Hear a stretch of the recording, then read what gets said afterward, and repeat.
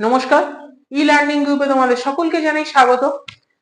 আমরা আবার পিএসসি তথা পিআরবি প্রত্যেকের তো একটাই মাথা ব্যথার কারণ ওবিসি ওবিসি না মিটলে প্রত্যেকেরই এক্সাম গুলো বলতে গেলে হবে কি হবে না এরকম একটা যুযুধানের মধ্যে বা অনিশ্চিত ভবিষ্যতের মধ্যে আমরা চলছি।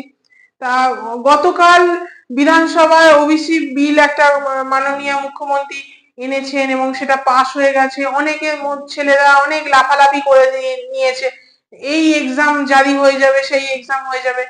আমি কিন্তু ভিডিওটা বানাইনি, তার কারণ আমি জানি একটু রয়ে যাই, একটু অপেক্ষা করি, আসল আপডেট ফাইনাল আপডেট কি হয় সেটাই আমি তোমাদেরকে জানিয়ে দেব। তা এই সূত্রে বলে রাখি, আজকের যে সার্ভেটা রাজ্য চালাচ্ছিল ওবিসি রিলেটেড, সেই সার্ভেতে কতগুলো কাস্টকে ইনক্লুড করা হয়েছে সেটা বলে দিচ্ছি। ওবিসি এ আছে 49 আর ওবিসি বি আছে 91। এবার এখানে আর একটা জিনিস তোমরা স্ক্রিনে দেখে নিচ্ছ, স্ক্রিনে আমি দিয়ে দিয়েছি। এবার কার কোন সাবকাস্ট বা কি সেটা ওবিসি লিস্ট দেওয়া আছে, সেটা থেকে তোমরা নিজেদের কি কি কাস্ট সেটা খুঁজে নাও।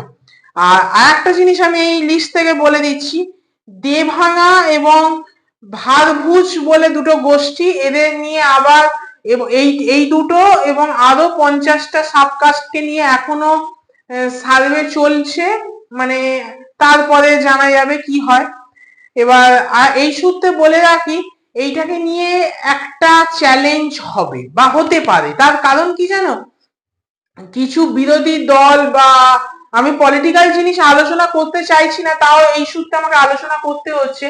কিছু বিরোধী দল থেকে এইখানে একটা জিনিস বলতে চাইছে যে ওবিসি এ বা ওবিসি বি যেটা নিয়ে মামলা হয়েছিল সেটা নিয়ে হয়তো চ্যালেঞ্জ আবারও হতে পারে। কারণ বিরোধীদের অভিযোগ যে ওবিসি এই যে লিস্টে প্রচুর পরিমাণ মুসলিম বা সংখ্যালঘু কাস্টের লোকেদেরকে নাকি ইনক্লুড করা হয়েছে, এবার আমাদের নাকি হিন্দুদের ইনক্লুড করা হয়নি, এটসেট্রা অনেকে অনেক রকম অভিযোগ করছে। কিন্তু মেন যদি এই ওবিসি এ বা ওবিসি বি এই দুটোকে একটাই আনতে পারেনি, শুধু ওবিসি আনতে পারেনি, ওবিসি এ ওবিসি বি যখন আছে ডেফিনেটলি এটা কোর্টে চ্যালেঞ্জ হবে। এখন সত্যি কথা বলতে চ্যালেঞ্জ হলে আবার যেই আমরা এতদিন যেমন বছর খানিক বসেছিলাম আবার হয়তো বছর খানিক বসে থাকতে হবে। এটা একটা দুশ্চিন্তার বিষয়, এইটুখানিকে আপডেট দেওয়ার ছিল। আর একটা জিনিস আমাদের লক্ষ্য রাখতে হবে, আমি যদি খুব ভুল না করি মোস্ট প্রবাবলি সুপ্রিম কোর্টে 15ই জুলাই মাসের 15 তারিখে একটা টেন্টেটিভ ডেট আমরা দেখতে পাচ্ছি, যেটা সুপ্রিম কোর্টে ওবিসি মামলাটার শুনানি হতে পারে। দেখা যাক কি হয়।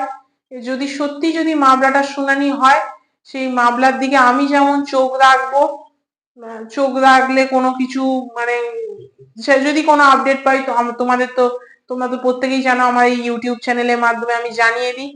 আর তোমরাও পারলে একটু চোখ রেখো, কারণ এই যে গতি প্রকৃতিটা কোন দিকে চলবে এটাও খুব বলা মুশকিল। বলতে গেলে আমরা সত্যি এখনো অনিশ্চিত ভবিষ্যতের মধ্যে আছি।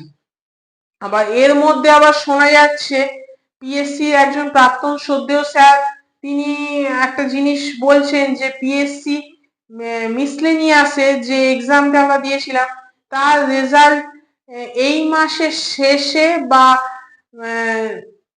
জুলাই মাসের প্রথম দিকে নাকি আউট হতে পারে, আর আগস্ট মাসের মধ্যে মেন্স এক্সাম হওয়ার কোনো সম্ভাবনা হয়তো বা নেই। যদি হয় সেটা আগস্ট মাসের পরে পিএসসি মিসলেনিয়াসে এক্সাম হতে পারে।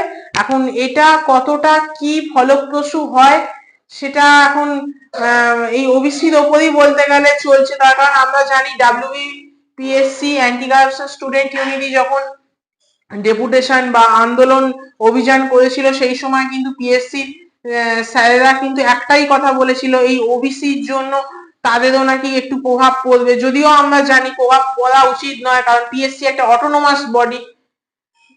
এটা আমাদের প্রাক্তন শ্রদ্ধেয় স্যারও বলেছেন ওবিসির কোনো প্রভাব অন্তত পিএসসি পরীক্ষায় পড়া উচিত নয়, অন্য পুলিশ টুলিশে পড়তে পারে, এগুলো পড়া উচিত নয়, বাট পড়ছে। যার জন্য এখন ওবিসিটা প্রত্যেকেরই, তোমার পিএসসি বলো পিআরবি বলো প্রত্যেকের মাথা ব্যথা একটা কারণ। যার জন্য আমাদের প্রত্যেককেই এই ওবিসি গতি প্রকৃতি কোন দিকে হয় লক্ষ্য রাখতে হবে। আর কোনো ওবিসি রিলেটেড বলো বা এক্সাম রিলেটেড কোনো আপডেট পেলে আমি আমার ইউটিউব চ্যানেলের মাধ্যমে জানিয়ে দেবো। আজ এই পর্যন্তই।